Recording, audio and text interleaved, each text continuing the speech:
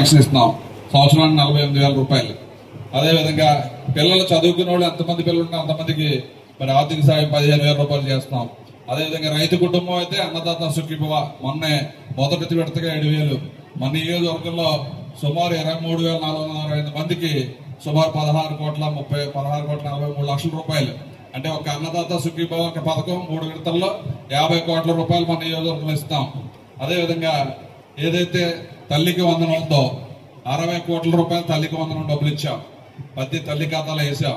ప్రతి నెల 20 కోట్ల రూపాయలు పెన్షన్ ఇస్తున్నాం మన నియోజకవర్గంలో. మరి సుమారు 350 కోట్లు ఈ పథకాలకే మనం మన నియోజకవర్గం ఒకటి ఇస్తున్నామంటే ప్రభుత్వానికి ఎంత భారమో మీరు అందరూ అర్థం చేసుకోవాలి. జగన్మోహన్ రెడ్డి 11 లక్షల కోట్ల అప్పులు తీసి వెళ్ళిపోయాడు. అయినా కానీ సమర్థవంతంగా మన చంద్రబాబు నాయుడు గారు, పవన్ కళ్యాణ్ గారు, మోడీ గారు సహకారం తీసుకుని మరి కేంద్ర ప్రభుత్వం సహకారంతో ఈ రోజు ఒక పక్క సంక్షేమ కార్యక్రమాలు చేసుకుంటూ ఒక పక్క రాష్ట్రాన్ని అభివృద్ధి చేయడానికి ఆహ్వానిస్తున్న కృషి చేస్తున్నారు. మరి ఎందుకంటే మీ అందరూ చూశారు, మొన్న ఒక చిన్న పిలుపు బిట్స్ బిల్ అని పిలిస్తే అతను వచ్చి 2,000 కోట్లతో బిట్స్ బిల్ అని, అంటే దేశంలో 3వ బిట్స్ బిల్ అని మనకు వచ్చే పరిస్థితి ఉంది. అదే కాకుండా లక్షలాది కోట్లు పెట్టుబడులు తెచ్చి ఏదైతే నిరుద్యోగ యువత ఉన్నారో వారందరినీ ఆదుకోవడానికి, ఉద్యోగ అవకాశాలు తేడానికి సుమారు 11 లక్షల కోట్లు పెట్టుబడులు తెచ్చారు. ఒక పక్క మనకి రాజధాని లేని పరిస్థితి చేశాడు. ఆ రోజు చంద్రబాబు నాయుడు గారు ఒక పిలుపుతో 33,000 ఎకరాల రైతులు భూమిస్తే ఆ రైతులు ఎన్ని ఇబ్బందులు పెట్టారు మీరు అందరూ కూడా చూశారు.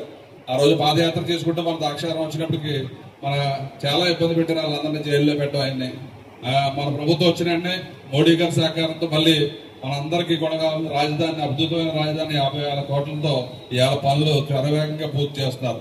2-3 సంవత్సరాల రాజధాని కూడా ఒక రూపం వస్తుంది మనకి. ఎందుకంటే రాజధాని లేని రాష్ట్రంలో ఇన్కమ్ సోర్స్ ఉండదు.